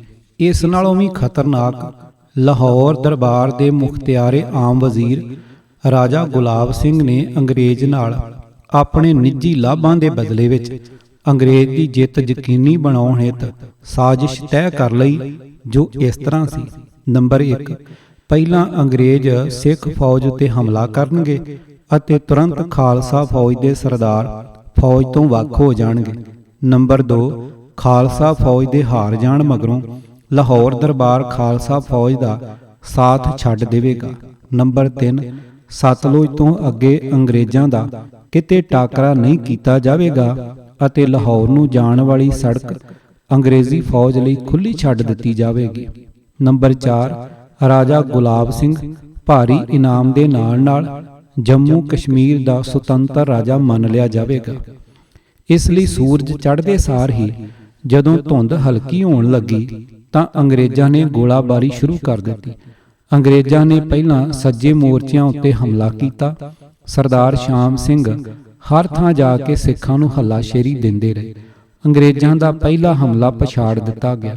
ਅੰਗਰੇਜ਼ ਜਰਨੈਲ ਗਿਲਬਰਟ ਦੇ ਦਸਤਿਆਂ ਨੇ ਦੂਜਾ ਹਮਲਾ ਕੀਤਾ, ਪਰ ਉਸ ਨੂੰ ਨੁਕਸਾਨ ਉਠਾ ਕੇ ਪਿੱਛੇ ਹਟਣਾ ਪਿਆ। ਫਿਰ ਸਰ ਹੈਰੀ ਸਮਿਥ ਦਾ ਡਿਵੀਜ਼ਨ ਸਿੱਖ ਫੌਜਾਂ ਦੇ ਖੱਬੇ ਮੋਰਚੇ ਵੱਲ ਵਧਿਆ, ਪਰ ਉਸ ਦਾ ਹਮਲਾ ਵੀ ਬੁਰੀ ਤਰ੍ਹਾਂ ਪਛਾੜ ਦਿੱਤਾ ਗਿਆ। ਇਸ ਲੜਾਈ ਦਾ ਜ਼ਿਕਰ ਸ਼ਾਹ ਮੁਹੰਮਦ ਨੇ ਇਸ ਤਰ੍ਹਾਂ ਕੀਤਾ ਹੈ: ਸਿੰਘਾਂ ਮਾਰ ਕੇ ਕਟਕ ਮੁਕਾਏ ਦਿੱਤੇ, ਹਿੰਦੁਸਤਾਨੀ ਤੇ ਪੂਰਬੀ ਦੱਖਣੀ ਜੀ, ਨੰਦਨ ਟਾਪੂਆਂ ਵਿੱਚ ਕੁਰਲਾਟ ਪਿਆ, ਕੁਰਸੀ 4000 ਹੈ ਸਖਣੀ ਜੀ। ਗਹਿ-ਗੱਚ ਲੜਾਈ ਹੋ ਰਹੀ ਸੀ। ਅੰਗਰੇਜ਼ਾਂ ਨੇ ਆਪਣਾ ਤੋਪਖਾਨਾ ਅੱਗੇ ਵਧਾ ਕੇ ਗੋਲਾਬਾਰੀ ਕੀਤੀ ਅਤੇ ਪਿਆਦਾ ਫੌਜ ਸਿੱਖਾਂ ਦੇ ਕੇਂਦਰੀ ਮੋਰਚੇ ਤੱਕ ਪਹੁੰਚ ਗਈ। ਇਸ ਵੇਲੇ ਵੀ ਸਿੱਖ ਡਟੇ ਰਹੇ ਅਤੇ ਅੰਗਰੇਜ਼ੀ ਫੌਜ ਦਾ ਮੁਕਾਬਲਾ ਕਰਦੇ ਰਹੇ। ਰਹਿਤਨਾਮਾ ਗੁਰੂ ਖਾਲਸਾ ਜੀ ਕਾ ਵਿੱਚ ਗਣੇਸ਼ ਦਾਸ ਲਿਖਦੇ ਹਨ ਕਿ ਸਿੰਘਾਂ ਨੇ ਫਿਰੰਗੀਆਂ ਨੂੰ ਵੱਢ ਕੇ ਧਰਤੀ ਉੱਤੇ ਇਉਂ ਵਿਛਾ ਦਿੱਤਾ ਜਿਵੇਂ ਜੰਗਲ ਵਿੱਚ ਵਾਢੀ ਸਮੇਂ ਬਿਰਛਾਂ ਨੂੰ ਵੱਢ ਕੇ ਧਰਤੀ ਉੱਤੇ ਸੁੱਟ ਦਈਦਾ ਹੈ। ਉਹ ਲਿਖਦੇ ਹਨ: ਸਿੰਘਨ ਮਾਰੇ ਤੁਰਕ ਬਉ, ਡਿੱਗੇ ਮੂਰਛਾ ਖਾਏ, ਜਿਉਂ ਵਾਢੀ ਬਨ ਮੇ ਪਰਤ, ਬਿਰਸ਼ਮ ਕਾਟ ਵਿਛਾਏ। ਇਸ ਵੇਲੇ ਗਦਾਰ ਤੇਜਾ ਸਿੰਘ, ਜੋ ਖਾਲਸਾ ਫੌਜ ਦਾ ਕਮਾਂਡਰ ਸੀ, ਪਹਿਲਾਂ ਤੈਅਸ਼ੁਦਾ ਸਾਜ਼ਿਸ਼ ਅਧੀਨ ਮੈਦਾਨ ਵਿੱਚੋਂ ਭੱਜ ਗਿਆ ਅਤੇ ਜਾਂਦਾ ਹੋਇਆ ਦਰਿਆ ਸਤਲੁਜ ਉੱਪਰ ਬੇੜੀਆਂ ਦੇ ਪੁਲ ਦੀ ਵਿਚਕਾਰਲੀ ਬੇੜੀ ਡੁੱਬ ਗਿਆ। ਅੰਗਰੇਜ਼ ਸਿੱਖਾਂ ਉੱਤੇ ਭਾਰੂ ਹੋ ਚੁੱਕੇ ਸਨ ਅਤੇ ਉਹਨਾਂ ਦੀਆਂ ਤੋਪਾਂ ਉੱਤੇ ਵੀ ਕਬਜ਼ਾ ਹੋ ਗਿਆ ਸੀ। ਆਪਣੀ ਫੌਜ ਦੀ ਹਾਰ ਹੁੰਦੀ ਵੇਖ ਕੇ ਸਰਦਾਰ ਸ਼ਾਮ ਸਿੰਘ ਘੋੜੀ ਭਜਾ ਕੇ ਤਲਵਾਰ ਚਲਾਉਂਦੇ ਲੜਾਈ ਵਿੱਚ ਘੁਸ ਗਏ। ਉਹਨਾਂ ਨੇ ਆਖਰੀ ਦਮ ਤੱਕ ਜਵਾਨਾਂ ਨੂੰ ਡਟੇ ਰਹਿਣ ਲਈ ਵੰਗਾਰ ਪਾਈ। ਉਹਨਾਂ ਦੀ ਛਾਤੀ ਗੋਲੀਆਂ ਨਾਲ ਛਲਣੀ ਹੋ ਗਈ ਅਤੇ ਉਹ ਲੜਦੇ ਹੋਏ ਸ਼ਹੀਦ ਹੋ ਗਏ। ਖਾਲਸਈ ਫੌਜਾਂ ਦਾ ਸ਼ਾਹੀ ਝੰਡਾ ਡਿੱਗ ਗਿਆ ਅਤੇ ਸਭਰਾਵਾਂ ਦੀ ਜੰਗ ਖਾਲਸਾ ਫੌਜ ਹਾਰ ਗਈ। ਸ਼ਾਹ ਮੁਹੰਮਦ ਇਸ ਬਾਰੇ ਇਉਂ ਵੈਣ ਪਾਉਂਦਾ ਹੋਇਆ ਹੰਝੂ ਕੇਰਦਾ ਹੈ: ਜੰਗ ਹਿੰਦ ਪੰਜਾਬ ਦਾ ਹੋਣ ਲੱਗਾ, ਦੋਵੇਂ ਪਾਤਸ਼ਾਹੀ ਫੌਜਾਂ ਭਾਰੀਆਂ ਨੀ, ਅੱਜ ਹੋਵੇ ਸਰਕਾਰ ਤਾਂ ਮੁੱਲ ਪਾਵੇ, ਜਿਹੜੀਆਂ ਖਾਲਸੇ ਨੇ ਤੇਗਾਂ ਮਾਰੀਆਂ ਨੀ, ਘੋੜੇ ਆਦਮੀਆਂ ਗੋਲਿਆਂ ਨਾਲ ਉੱਡਣ, ਹਾਥੀ ਡਿੱਗਦੇ ਸਣੇ ਅੰਬਾਰੀਆਂ ਨੀ। ਸ਼ਾਹ ਮੁਹੰਮਦ ਦਾ ਇੱਕ ਸਰਕਾਰ ਬਾਝੋਂ ਫੌਜਾਂ ਜਿੱਤ ਕੇ ਅੰਤ ਨੂੰ ਹਾਰੀਆਂ ਨੇ। ਅਤੇ ਇਸ ਜੰਗ ਦੇ ਹਾਲਾਤ ਨੂੰ ਬੜੀ ਬਾਰੀਕੀ ਨਾਲ ਸ਼ਾਹ ਮੁਹੰਮਦ ਬਿਆਨ ਕਰਦਾ ਹੋਇਆ ਸਿੰਘ ਸੂਰਮਿਆਂ ਅਤੇ ਖਾਲਸਾ ਫੌਜ ਦੀ ਸੂਰਮਗਤੀ, ਯੁੱਧ ਵੀਰਤਾ, ਸਿੰਘ ਤਪ ਦੇ ਜੋਸ਼ ਜਜ਼ਬੇ ਅਤੇ ਯੋਗਦਾਨ ਬਾਰੇ ਇਉਂ ਬਿਆਨ ਕਰਦਾ ਹੈ। ਆਈਆਂ ਪੜਤਲਾਂ ਬੀੜ ਕੇ ਤੋਪਖਾਨੇ, ਅੱਗੋਂ ਸਿੰਘਾਂ ਨੇ ਪਾਸੜੇ ਤੋੜ ਸੁੱਟੇ। ਮਾਖੇ ਖਾਂ ਤੇ ਮੇਵਾ ਸਿੰਘ ਹੋਏ ਸਿੱਧੇ, ਹੱਲੇ 3 ਫਿਰੰਗੀ ਦੇ ਮੋੜ ਸੁੱਟੇ। ਸ਼ਾਮ ਸਿੰਘ ਸਰਦਾਰ ਅਟਾਰੀ ਵਾਲੇ, ਬੰਨ ਸ਼ਸਤਰੀ ਜੋੜ ਵਿਛੋੜ ਸੁੱਟੇ। ਸ਼ਾਹ ਮੁਹੰਮਦਾ ਸਿੰਘਾਂ ਨੇ ਗੋਰਿਆਂ ਦੇ, ਵਾਂਗ ਨਿੰਬੂਆਂ ਲਹੂ ਨਿਚੋੜ ਸੁੱਟੇ। ਅੰਗਰੇਜ਼ ਲਿਖਾਰੀ ਕਨਿੰਗਮ ਲਿਖਦਾ ਹੈ ਕਿ ਉਹ ਸਰਦਾਰ ਸ਼ਾਮ ਸਿੰਘ ਅਟਾਰੀ ਸ਼ਹੀਦ ਤਾਂ ਹੋ ਗਏ, ਪਰ ਅੰਗਰੇਜ਼ ਕੌਮ ਉੱਤੇ ਸਿੱਖਾਂ ਦੀ ਬਹਾਦਰੀ ਦਾ ਸਿੱਕਾ ਬਿਠਾ ਗਏ। ਅੰਗਰੇਜ਼ਾਂ ਨੂੰ ਇਹ ਗਿਆਨ ਹੋ ਗਿਆ ਕਿ ਸਿੱਖਾਂ ਨਾਲ ਸਾਹਮਣੇ ਮੱਥੇ ਸਚਾਈ ਅਤੇ ਅਸੂਲਾਂ ਦੀ ਲੜਾਈ ਲੜ ਕੇ ਨਹੀਂ ਜਿੱਤਿਆ ਜਾ ਸਕਦਾ। ਸ਼ਹੀਦ ਹੋਇਆ ਸਰਦਾਰ ਸ਼ਾਮ ਸਿੰਘ ਅਟਾਰੀ। ਉਹਨਾਂ ਨੂੰ ਇੱਕ ਜੇਤੂ ਜਰਨੈਲ ਨਜ਼ਰ ਆਉਂਦਾ ਸੀ। ਫਿਰੰਗੀ ਸੱਚਮੁੱਚ ਹੀ ਉਸ ਦੀ ਦਲੇਰੀ, ਦ੍ਰਿੜਤਾ ਅਤੇ ਸੂਰਮਗਤੀ ਉੱਤੇ ਆਸ਼ ਕਰ ਰਿਹਾ ਸੀ।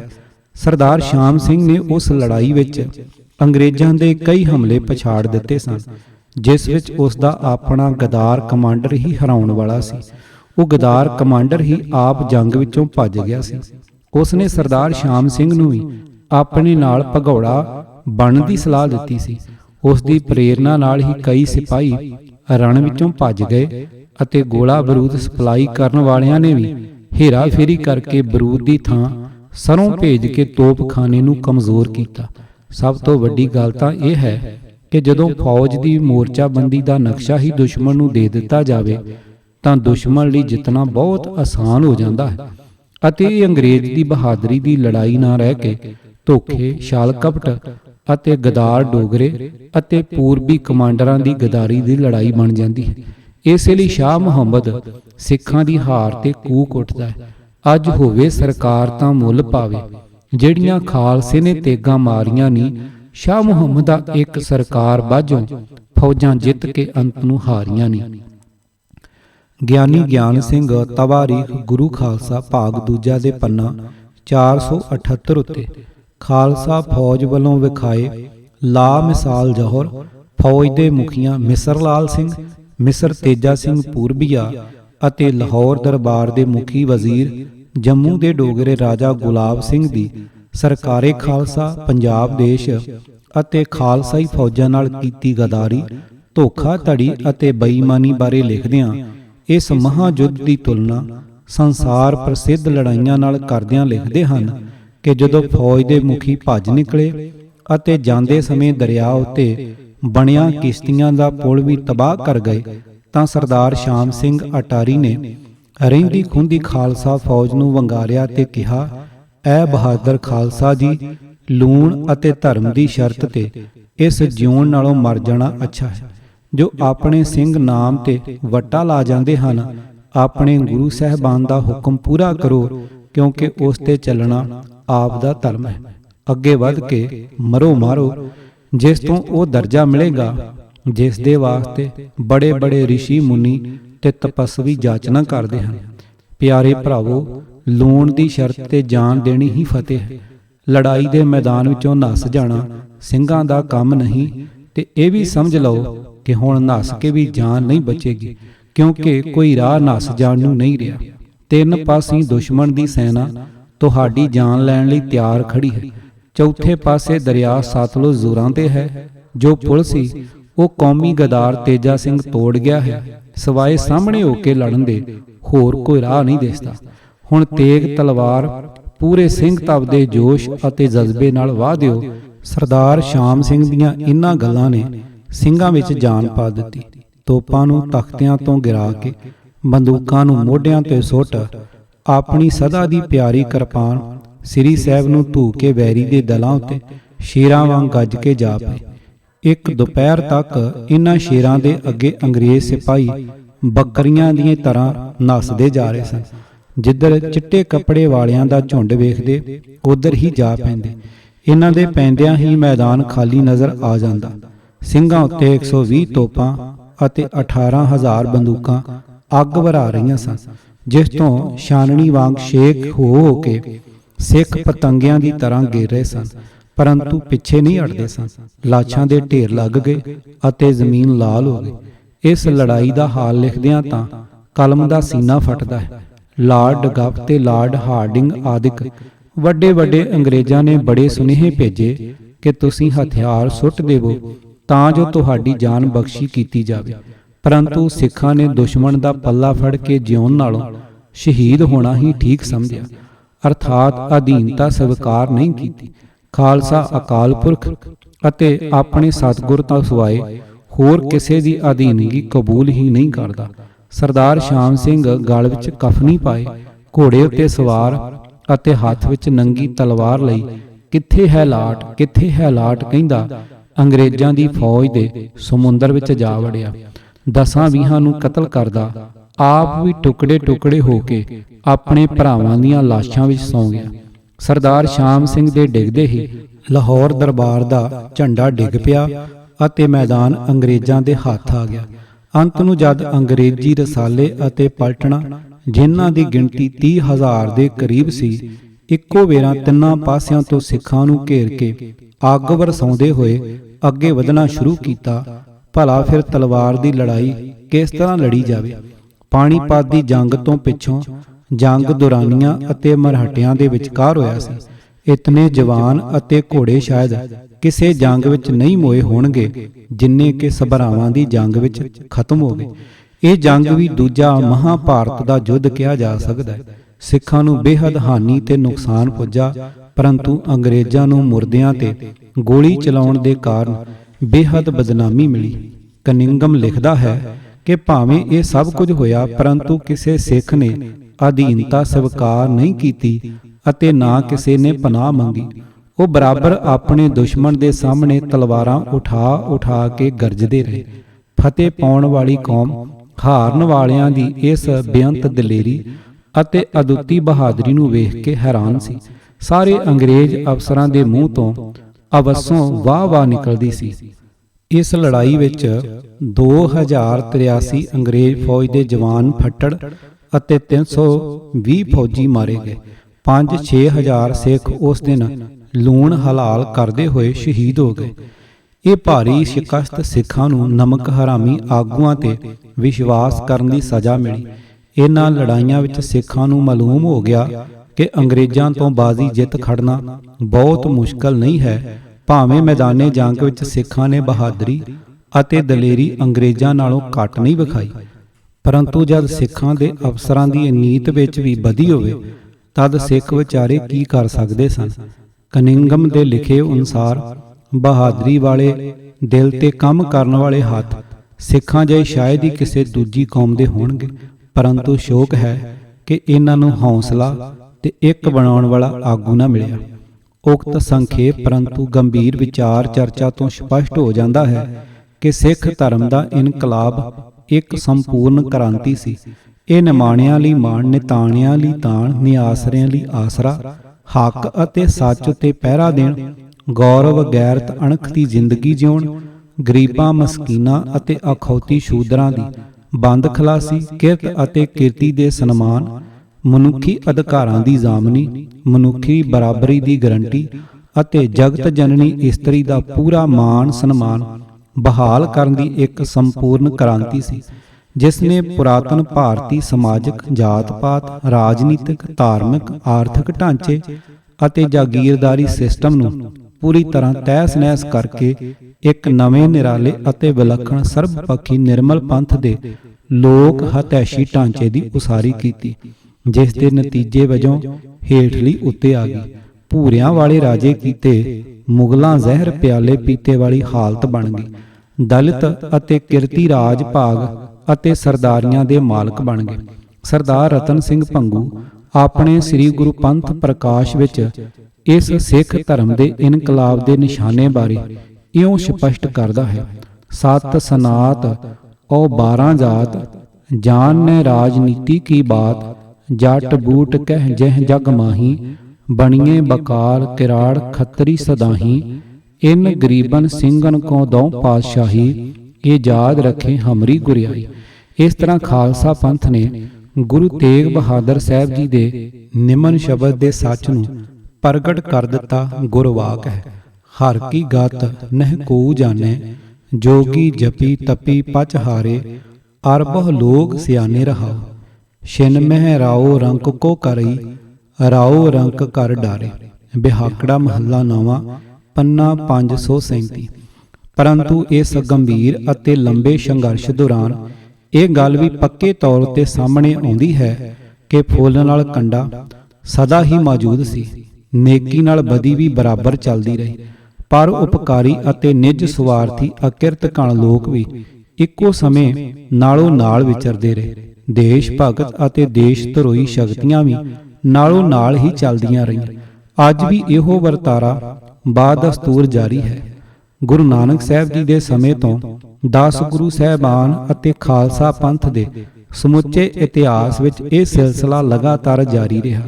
ਗੁਰੂ ਸਾਹਿਬ ਦੇ ਸਮੇਂ ਵੀ ਅੰਦਰੋਂ ਅਤੇ ਬਾਹਰੋਂ ਵਿਰੋਧ ਜਾਰੀ ਰਿਹਾ। 22 ਧਾਰ ਦੇ ਪਹਾੜੀ ਰਾਜਪੂਤ ਰਾਜੇ ਇਸ ਦੀ ਜਿਉਂਦੀ ਜਾਗਦੀ ਮਿਸਾਲ ਹਨ। ਬਾਬਾ ਬੰਦਾ ਸਿੰਘ ਬਹਾਦਰ, 12 ਮਿਸਲਾਂ ਦਾ ਸਮਾਂ, ਮਹਾਰਾਜਾ ਰਣਜੀਤ ਸਿੰਘ ਦੀ ਸਰਕਾਰੇ ਖਾਲਸਾ ਦਾ ਸਮਾਂ ਇਨ੍ਹਾਂ ਦੁਖਾਂਤਾਂ ਅਤੇ ਅਲਾਮਤਾਂ ਨਾਲ ਪੀੜਤ ਰਿਹਾ, ਜਿਸ ਕਾਰਨ ਗੁਰੂ ਸਾਹਿਬਾਨ ਅਤੇ ਖਾਲਸਾ ਪੰਥ ਨੂੰ ਬਹੁਤ ਜ਼ਹੀਏ ਝੱਲਣੇ ਪਏ। ਢੇਰ ਸਾਰੀਆਂ ਮੁਸ਼ਕਲਾਂ ਦਾ ਮੂੰਹ ਵੇਖਣਾ ਪਿਆ, ਪਰੰਤੂ ਇਸ ਦੇ ਬਾਵਜੂਦ ਗੁਰੂ ਕਿਰਪਾ ਦੁਆਰਾ ਸਿੱਖ ਧਰਮ ਲਹਿਰ ਜਾਰੀ ਰਹੀ। ਸਭ ਤੋਂ ਵੱਧ ਅਫਸੋਸ ਦੀ ਗੱਲ ਤਾਂ ਇਹ ਹੈ ਕਿ ਜਿਨ੍ਹਾਂ ਭਾਰਤੀ ਲੋਕਾਂ ਦੇ ਧਰਮ, ਗੈਰਤ, ਅਣਖ ਅਤੇ ਦੇਸ਼ ਦੀ ਸੁਰੱਖਿਆ ਲਈ ਗੁਰੂ ਸਾਹਿਬਾਨ ਅਤੇ ਉਹਨਾਂ ਵੱਲੋਂ ਸਿਰਜੇ ਅਤੇ ਸਾਜੇ ਖਾਲਸਾ ਪੰਥ ਨੇ ਜਗਤ ਨੂੰ ਹੈਰਾਨ ਅਤੇ ਦੰਗ ਕਰ ਦੇਣ ਵਾਲੀਆਂ ਕੁਰਬਾਨੀਆਂ ਕੀਤੀਆਂ, ਘਾਲਨਾਵਾਂ ਘਾਲੀਆਂ, ਆਪਣੇ ਪਰਿਵਾਰ ਕੁਰਬਾਨ ਕਰਵਾਏ ਅਤੇ ਆਪਣੇ ਘਰ ਘਾੜ ਤਬਾਹ ਕਰਵਾਏ, ਉਹਨਾਂ ਵੱਲੋਂ ਹੀ ਹਮੇਸ਼ਾ ਖੁਦ ਸਿੱਧੇ ਤੌਰ ਉੱਤੇ ਜਾਂ ਫਿਰ ਵਿਦੇਸ਼ੀ ਜਰਵਾਣਿਆਂ ਨਾਲ ਰਲ ਕੇ ਦੇਸ਼ ਭਗਤ ਖਾਲਸਾ ਪੰਥ ਉੱਤੇ ਜ਼ੁਲਮ ਢਾਏ ਜਾਂਦੇ ਰਹੇ। ਜਦੋਂ ਵੀ ਗੁਰੂ ਸਾਹਿਬਾਨ ਜਾਂ ਫਿਰ ਖਾਲਸਾ ਪੰਥ ਨੂੰ ਦੇਸ਼ ਅਤੇ ਦੇਸ਼ ਦੇ ਧਰਮ ਦੀ ਖਾਤਰ ਮੈਦਾਨੇ ਜੰਗ ਵਿੱਚ ਜੂਝਣਾ ਪਿਆ, ਹਮੇਸ਼ਾ ਹੀ ਭਾਰਤੀ ਰਜਵਾੜੇ ਵਿਦੇਸ਼ੀ ਜਰਵਾਣਿਆਂ ਦਾ ਸਾਥ ਦਿੰਦੇ ਰਹੇ। ਵਿਦੇਸ਼ੀ ਦੀ ਗੁਲਾਮੀ ਵਿੱਚ ਉਹਨਾਂ ਦੇ ਹੱਥ ਠੋਕੇ ਬਣ ਕੇ ਆਪਣੇ ਹੀ ਰੱਖਿਅਕ ਭਰਾਵਾਂ ਉੱਤੇ ਜ਼ੋਰ, ਜ਼ਬਰ ਅਤੇ ਜ਼ੁਲਮ ਕਰਦੇ ਅਤੇ ਕਰਵਾਉਂਦੇ ਰਹੇ। ਗੁਰੂ ਸਾਹਿਬਾਨ, ਮਹਾਰਾਜਾ ਰਣਜੀਤ ਸਿੰਘ ਅਤੇ ਉਸ ਉਪਰੰਤ ਖਾਲਸਾ ਫੌਜਾਂ ਨੇ ਜਿਤਨੀਆਂ ਲੜਾਈਆਂ ਅੰਗਰੇਜ਼ਾਂ ਜਾਂ ਪਠਾਣਾਂ ਵਿਰੁੱਧ ਲੜੀਆਂ, ਉਹਨਾਂ ਸਾਰੀਆਂ ਵਿੱਚ ਭਾਰਤੀ ਰਾਜੇ ਵਿਦੇਸ਼ੀਆਂ ਦਾ ਹੀ ਸਾਥ ਦਿੰਦੇ ਰਹੇ। ਸਰਦਾਰ ਸ਼ਾਮ ਸਿੰਘ ਅਟਾਰੀ ਵਾਲਾ ਦੀ ਅਗਵਾਈ ਵਿੱਚ ਲੜੀ ਗਈ ਸਭਰਾਵਾਂ ਦੀ ਲੜਾਈ ਵਿੱਚ ਵੀ ਇਹੋ ਕੁਝ ਹੋਇਆ। ਸ਼ਾਹ ਮੁਹੰਮਦ ਜੰਗਨਾਮਾ ਸਿੰਘਾਂ ਫਿਰੰਗੀਆਂ ਵਿੱਚ ਇਸ ਤੱਥ ਦੀ ਇਉਂ ਤਸਦੀਕ ਕਰਦਾ ਹੈ। ਜੰਗ ਹਿੰਦ ਪੰਜਾਬ ਦਾ ਹੋਣ ਲੱਗਾ, ਦੋਵੇਂ ਪਾਤਸ਼ਾਹੀ ਫੌਜਾਂ ਭਾਰੀਆਂ ਨੇ। ਸਰਦਾਰ ਸ਼ਾਮ ਸਿੰਘ ਅਟਾਰੀ ਵਾਲੇ ਦੇ ਸਮੁੱਚੇ ਜੀਵਨ, ਪ੍ਰਾਪਤੀਆਂ ਅਤੇ ਸ਼ਹੀਦੀ ਦੀ ਉਕਤ ਚਰਚਾ ਤੋਂ ਸਪਸ਼ਟ ਹੈ ਕਿ ਉਹਨਾਂ ਨੇ ਹਮੇਸ਼ਾ ਹੀ ਆਪਣੇ ਫਰਜ਼ ਅਤੇ ਸਮੇਂ ਦੇ ਸੱਚ ਨੂੰ ਪਛਾਣਿਆ। ਉਹ ਦੇਸ਼, ਕੌਮ ਅਤੇ ਧਰਮ ਲਈ ਹਮੇਸ਼ਾ ਜੂਝੇ ਅਤੇ ਅੰਤ ਨੂੰ ਸ਼ਹੀਦੀ ਪਾ ਗਏ ਅਤੇ ਉਹਨਾਂ ਦੀ ਸ਼ਹੀਦੀ ਪ੍ਰਵਾਨ ਚੜੀ ਗੁਰਵਾਕ ਹੈ। ਮਰਨ ਮੁਨਸਾ ਸੂਰਿਆ ਹੱਕ ਹੈ, ਜੋ ਹੋਏ ਮਰਨ ਪਰਵਾਣੋ, ਸੂਰੇ ਸਈ ਆਗੇ ਆਖੀਐ, ਦਰਗਾ ਪਾਵੇਂ ਸਾਚੀ ਮਾਣੋ। ਵਡਹੰਸ ਮਹੱਲਾ ਪਹਿਲਾ, ਪੰਨਾ 579 ਅਤੇ 80।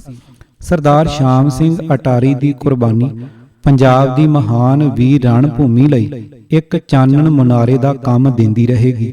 ਉਹਨਾਂ ਨੇ ਦੇਸ਼ ਪੰਜਾਬ ਦੀ ਰੱਖਿਆ, ਆਜ਼ਾਦੀ ਅਤੇ ਸਵੈਮਾਣ ਲਈ ਸਿਰ ਧੜ ਦੀ ਬਾਜ਼ੀ ਲਾ ਦਿੱਤੀ। ਅੰਗਰੇਜ਼ ਵਿਰੁੱਧ 1846 ਈਸਵੀ ਵਿੱਚ ਹੋਈ ਸਿੰਘਾਂ ਅਤੇ ਫਿਰੰਗੀਆਂ ਦਰਮਿਆਨ ਲੜਾਈ ਵਿੱਚ ਮੋਹਰਲੀ ਕਤਾਰ ਵਿੱਚ ਲੜ ਕੇ ਅਤੇ ਸ਼ਹੀਦੀ ਦੇ ਕੇ ਸਰਦਾਰ ਸ਼ਾਮ ਸਿੰਘ ਅਟਾਰੀ ਦੇਸ਼ ਦੀ ਆਜ਼ਾਦੀ ਦੀ ਲਹਿਰ ਦੇ ਮੋਢੀ ਬਣੇ।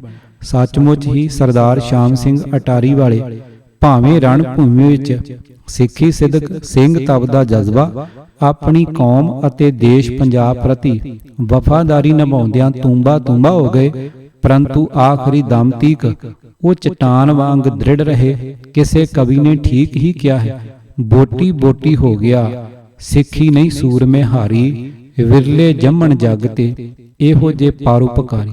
ਮਹਾਨ ਜਰਨੈਲ ਸਰਦਾਰ ਸ਼ਾਮ ਸਿੰਘ ਅਟਾਰੀ ਦੀ ਯਾਦ ਵਿੱਚ ਭਾਰਤ ਪਾਕਿਸਤਾਨ ਵਾਘਾ ਸਰਹੱਦ ਉੱਤੇ ਜਨਰਲ ਸ਼ਾਮ ਸਿੰਘ ਅਟਾਰੀ ਯਾਦਗਾਰੀ ਗੇਟ, ਉਹਨਾਂ ਦੇ ਨਗਰ ਅਟਾਰੀ ਵਿਖੇ ਉਹਨਾਂ ਦੀ ਸਮਾਧ ਅਤੇ ਸਭਰਾਵਾਂ ਵਿਖੇ ਜਿੱਥੇ ਸਰਦਾਰ ਸ਼ਾਮ ਸਿੰਘ ਅਟਾਰੀ ਨੇ ਮੈਦਾਨੇ ਜੰਗ ਵਿੱਚ ਜੂਝਦਿਆਂ ਸ਼ਹੀਦੀ ਪਾਈ ਸੀ, ਵਿਖੇ ਉਹਨਾਂ ਦੀ ਯਾਦ ਵਿੱਚ ਇੱਕ ਗੁਰਦੁਆਰਾ ਸਾਹਿਬ, ਕਾਲਜ ਅਤੇ ਸਕੂਲ ਸੁਸ਼ੋਭਿਤ ਹਨ। ਇਸ ਗੁਰਦੁਆਰਾ ਸਾਹਿਬ ਅਤੇ ਉਹਨਾਂ ਦੇ ਨਗਰ ਵਿਖੇ ਹਰ ਸਾਲ ਸ਼ਹੀਦੀ ਜੋੜ ਮੇਲਾ ਕਰਵਾਇਆ ਜਾਂਦਾ ਹੈ। ਨਿਰਸੰਦੇਹ ਸਰਦਾਰ ਸ਼ਾਮ ਸਿੰਘ ਅਟਾਰੀ ਵਾਲਾ ਦਾ ਸਮੁੱਚਾ ਜੀਵਨ ਸਾਡੇ ਸਾਰਿਆਂ ਤੇ ਖਾਸ ਕਰਕੇ ਭਵਿੱਖੀ ਨੌਜਵਾਨ ਪੀੜ੍ਹੀ ਲਈ ਇੱਕ ਚਾਨਣ ਮੁਨਾਰੇ ਦਾ ਕੰਮ ਕਰਦਾ ਰਹੇਗਾ। ਉਹ ਸਾਡੀ ਨੌਜਵਾਨ ਪੀੜ੍ਹੀ ਲਈ ਇੱਕ ਸਹੀ ਅਤੇ ਯੋਗ ਰੋਲ ਮਾਡਲ ਬਣੇ ਰਹਿਣਗੇ। ਆਓ ਆਪਣੇ ਦੇਸ਼, ਕੌਮ ਅਤੇ ਧਰਮ ਪ੍ਰਤੀ ਆਪਣਾ ਫਰਜ਼ ਪਛਾਣੀਏ ਅਤੇ ਸਮੇਂ ਦੇ ਸੱਚ ਨੂੰ ਪਛਾਣੀਏ, ਤਾਂ ਜੋ ਆਪਣੀ ਹੋਂਦ ਹਸਤੀ ਨੂੰ ਕਾਇਮ ਰੱਖ ਸਕੀਏ ਅਤੇ ਆਪਣੀ ਮਹਾਨ ਅਤੇ ਸ਼ਾਨਾਮਤੀ ਵਿਰਾਸਤ ਦੇ ਸਹੀ ਵਾਰਸ ਬਣ ਸਕੀਏ। ਇਹੋ ਹੀ ਸਾਡੀ ਉਸ ਮਹਾਨ ਅਤੇ ਉੱਚ ਕੋਟੀ ਦੇ ਸਿੱਖ ਜਰਨੈਲ, ਅਣਖ ਗੈਰਤ ਦੇ ਮੁਜੱਸਮੇ, ਗੁਰੂ ਕੇ ਸਿੱਖ ਅਤੇ ਸਿੱਖੀ ਸ਼ਾਨ ਅਤੇ ਗੌਰਵ ਦੇ ਚਿੰਨ੍ਹ ਪੰਜਾਬੀ ਮਾਂ ਦੇ ਲਸਾਨੀ ਸਪੂਤ ਨੂੰ ਸੱਚੀ ਸ਼ਰਧਾਂਜਲੀ ਹੋਵੇਗੀ। ਹਵਾਲਾ ਕਿਤਾਬ ਸਾਡੇ ਕੌਮੀ ਹੀਰੇ ਸਿੱਖ ਜਰਨੈਲ। ਆਵਾਜ਼ ਗੁਰਜੰਟ ਸਿੰਘ ਰੂਪਵਾਲੀ। ਵਾਹਿਗੁਰੂ ਜੀ ਕਾ ਖਾਲਸਾ, ਵਾਹਿਗੁਰੂ ਜੀ ਕੀ ਫਤਿਹ।